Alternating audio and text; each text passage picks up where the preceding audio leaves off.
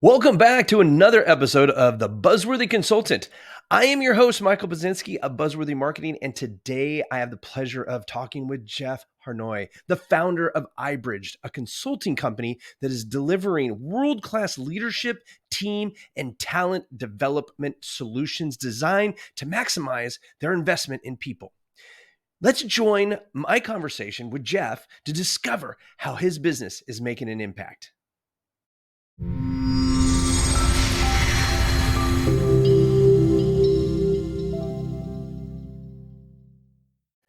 Welcome to the show, Jeff. How are you doing today? I'm doing fantastic, Buzz. Thanks so much for having me on the show. Yeah. Now you're calling in from where? Where are you guys located? We're in California, just a little south of San Jose.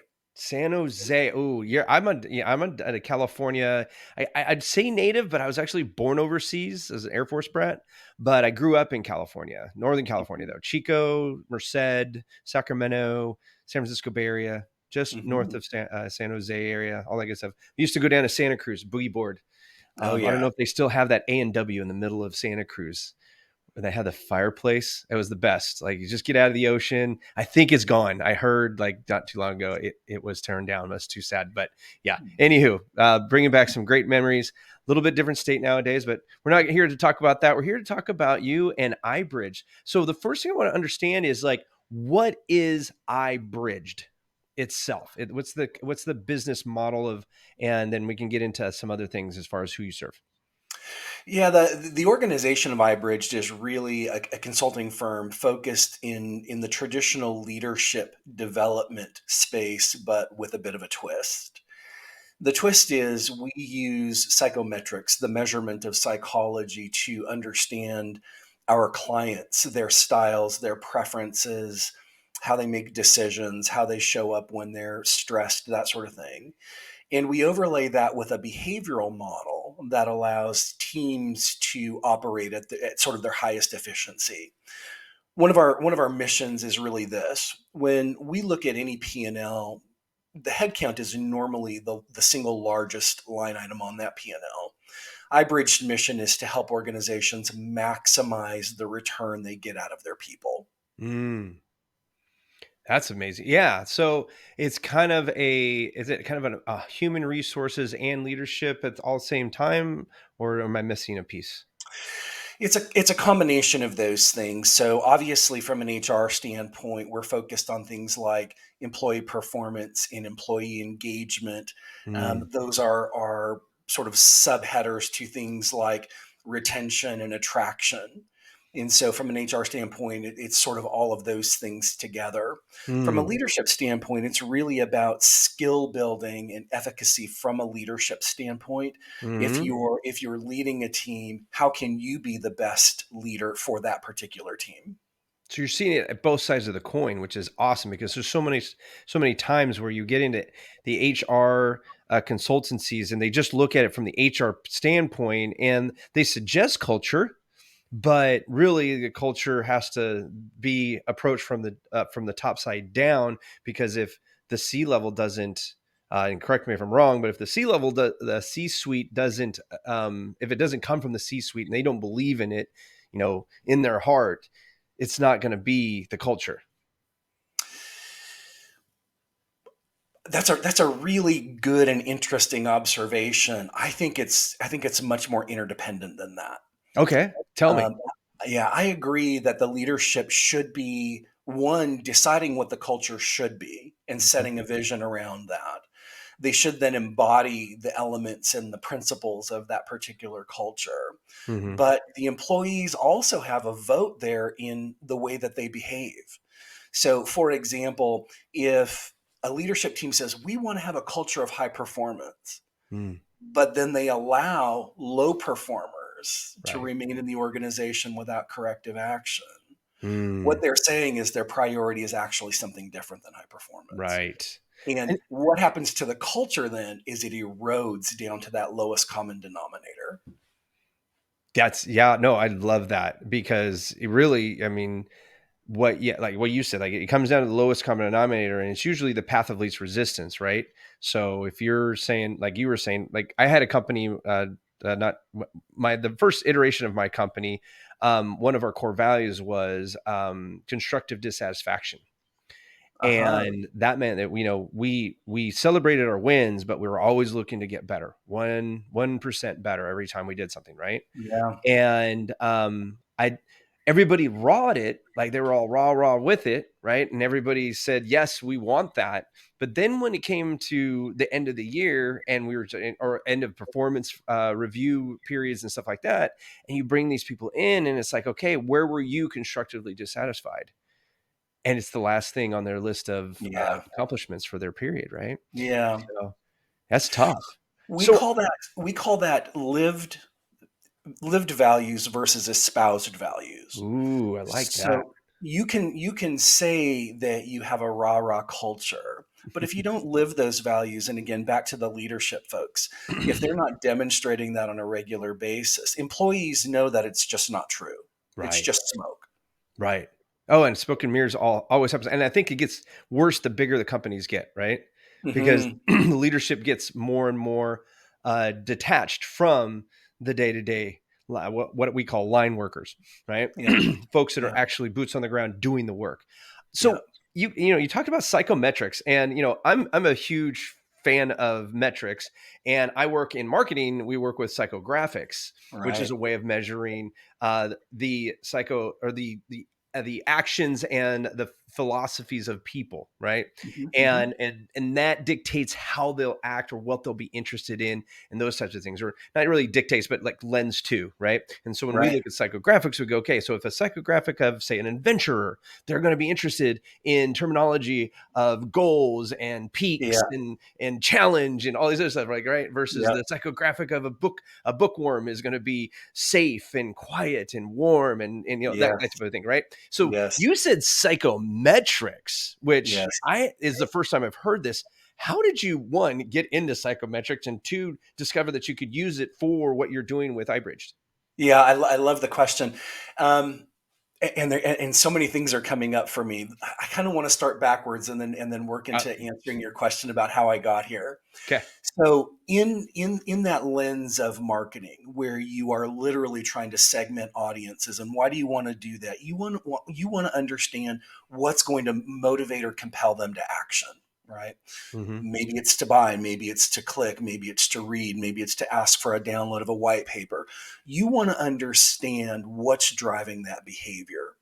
Psychometrics is exactly the same thing, but for management, where we say, I want to look at my team and I want to understand what my team needs from me in the Mm, form of communication, in the form of motivation, in the form of correction. How am I supposed to show up to best serve them? When mm, you think about a team is unique like a snowflake from the perspective of there is literally not another one like it. Right. And so, what we want to do with psychometrics is help leaders decode the needs of their team so that they can be more effective, just like what marketing attempts to do with audiences. It's exactly the same thing. I love it. I love that. I think understanding the strengths and weaknesses of your teams nowadays is so important. Because when I was a kid, and before I became an entrepreneur, it was either you conformed and met the expectations, or go get another job. Right. And Right. I don't, we as employers, and I've been an employer now for almost 2 decades, we don't have that luxury. Like, there's not enough workers out there now, especially post COVID, that we can go, oh yeah, well, we'll just get to the next person. I mean, the employees do have a certain amount, always have had a little bit of a certain amount of power since, I'd probably say, the 60s or 70s, but more so today, I think, that because they have they're kind of in the driver's seat of like where they're going to go. People don't stay at companies for 20 years anymore. They don't endure the ups and downs of good culture, good years, bad years. And so I think that it's so important to have leadership buy into guidance from companies like yours, who are basically saying, hey, listen, you can have all of those metrics that you want them meet, but you have to create a pathway for that. And if you don't understand what motivates your team, correct me if I'm wrong, you're just going to be sucking air with not having a good team, because nobody's going to stick around long enough for you to have that institutional knowledge. Yeah, and that term sucking air is really important because what are you saying? You're saying we spent a lot of money trying to find this employee. We spent a lot of money and resources trying to train this employee. And then we didn't create an environment where they could succeed and give us a return on that investment. It doesn't make any sense. Also, I think one of the other big shifts here, Buzz, is there used to be lifetime employment with the IBMs and those organizations, and that doesn't exist in the world today anymore. There is no employment guarantee. In fact, one of the pieces of perspective that I give my clients often is, listen, you may have a full-time relationship with your employer, but at the end of the day, you are a contract employee just like everyone else. The difference is you maybe get some extra benefits. And what's the framing? The framing is the employer can let you go with no notice at any time, especially here in California and other states where it's a right to work. Mm-hmm. I don't have to give you a reason why I don't want you here anymore. I just have to tell you that the contract has ended.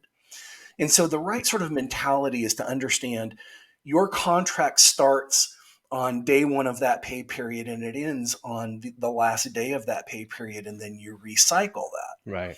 Right. Employees are now understanding about their career mobility, and as a result of that, things like loyalty don't exist anymore. So it's really incumbent on employers to create an environment where good employees want to stay. And that's really what we help them do. But you also have this culture that, I mean, statistics are showing that if you stay with the company too long, you'll actually hurt your future earning power, because those who jump, and I can't remember what the number is, 2 to 4 years, somewhere in that range, they actually end up by the end of their career making more money than those who stay with the company, regardless of how much they love it. Yeah, there's that's another really interesting topic. I often tell the career clients for iBridged, if you want a promotion and if you want a big raise, you're going to have to leave the organization that you're in. It's really that simple. The strategy is really clear and straightforward. And that's tough because there are pros and cons. Yes, you may get more money. Yes, you may get a better title. Yes, you may get a better office. The risk is you might also end up in an organization that you hate and that you hate working in and working for. And Right. so I really want you to make that decision and make those choices with your eyes wide open to say, what's the trade-off here? Do I love the people I work with? Do I love my work? Do I love this organization? Do I love what it stands for? I might be willing to stay put in that place over Mm. risking, something, greener pastures, basically. And it's not that I don't want people to move. I encourage it. Certainly out here in Silicon Valley, if you're an engineer Yeah. and you're not moving every 24 months, 36 months would sort of be the outside, your career is absolutely going to stall. Yeah. Oh, yeah. Especially that type of work, and it's such gig work now, right? Because Hmm. we're not building institutional juggernauts like the early 1900s that are Right. still around, right? We have so many companies that just in the last 10 years became billion-dollar enterprises, gobbled up Right. by multi-billion-dollar enterprises, Right. right? And so when you go to work with a company, even if you love the culture, you don't know when it's going to get bought out. Even in the small business arena now, especially specifically in marketing, I'm sure it's got to be in like CPA, all the B2B's arenas, because you do have these Goliaths out there, and the only way they can actually continue to scale is through mergers and acquisitions. Hmm. Right. Hmm. And so you could be working for a Buzzworthy and iBridged, and then all of a sudden a bigger company comes in, and we have a couple like Hawk Media and Scorpion, and there's a couple of other ones that are out there, big Yeah. ones. Right. And they're like, hey, we're competing directly with these behemoths, and we're doing the groundwork of getting these clients that wouldn't think to go to a Hawk. And they're adopting, say I'm running a company that exits at like, say, 3 to 4x. Hmm. When they buy me, if they sell, they're going to get 16x. So they've Hmm. immediately quadrupled the value of my client list, right? And a lot of Yep. times they try to, gobble up the owner too, because they know that that person can sell, know Right. they're a good leader, they know what they're doing, dot dot dot. So they're getting there. But if you're working for one of those companies, there's no guarantee you're going to keep your job, and 9 times out of 10 you don't. or that you're going to like the environment or the people that you've been absorbed by. And they So we, don't. They know. That's why they work for boutiques. They don't want to be in the big agency. I yeah. closed my own creative agency. I had a multi-million dollar creative agency. I Yeah. closed it because I hated working there. I want to tell you a quick story that sort of aligns with this. It goes back to my early career. I was at Apple, and I was there when Steve Jobs was there the first time, and I was still there when he came back. But at some point, Steve said he was getting a lot of pressure from the board to act like the adult in the room, Mm, rather than the kid in the candy store, and sort of demanding all the things that he wanted. And they hired a guy named John Scully to come in and take I over. remember John. Yeah. In the early days, we could take an idea to our boss and say, listen, I want to spend $1 million on this thing, and let me draw it out on the napkin for you. And we'll have this conversation, and you're going to say, yeah, that's a great idea. And we're going to go fund it, and we're going to go build it. Maybe it succeeded, maybe it didn't. Very often we learned a lot from those shots in the dark. Uh, Um, and then John came in, and John said, we don't do business like that. We want to see your business plan. We want to see your forecast. We want to see your metrics. And what happened is we started adopting what I would call the business discipline that was required for Apple's survival. But mm, what happened to the people?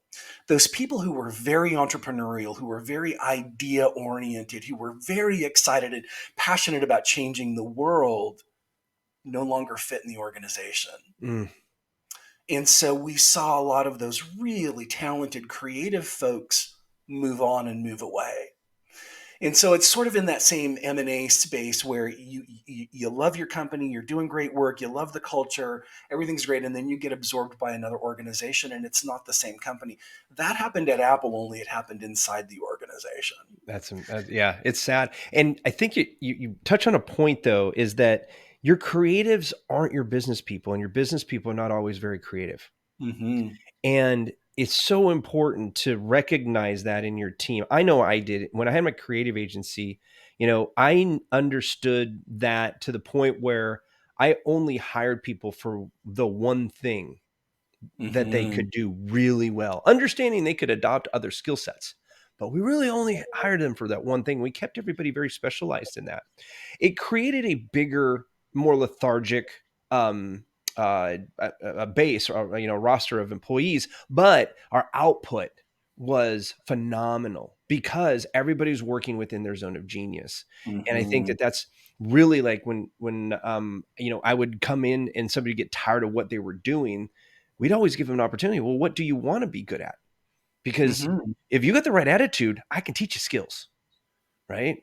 And I'm sure this is something you work through with your clients, in that it's like you want the right people in the right seat, right? And that has a lot to do with attitude. So it's like, okay, you suck at that job, but you know what you would really be good at? What about over here? We need help over here. And this is your personality set and your skill. You should check this out. And they go there and they kill it. And you're like, Right. boom. Now I didn't have to rehire. I was able to hire within, promote within, whatever that looked like. I think that's awesome. So my question from what you were just saying is that, like, when should an organization, like, how many employees are we talking about when they bring somebody like you in to discuss the things we've been discussing here in the last 15 minutes? Yeah, well, from my perspective, and I think this answer is obvious to me anyway. Sooner rather than later. Sooner rather than later. Um, could it be a 15-person company? Yeah, if you're getting started and you're trying to establish not only the culture but the standardized behavioral model that you want everyone to operate at, and you can sort of overlay your own values or integrate your own values into that model. What happens then is everybody new coming into the organization as you grow and expand get onboarded into that same place. So Hmm. we're sort of accelerating their integration into the organization, meaning we're going to get them to a place of performance sooner. And we're going to minimize all of the things that happen in the storming phase of new relationships. So, my advice is sooner rather than later, but it's also never too late.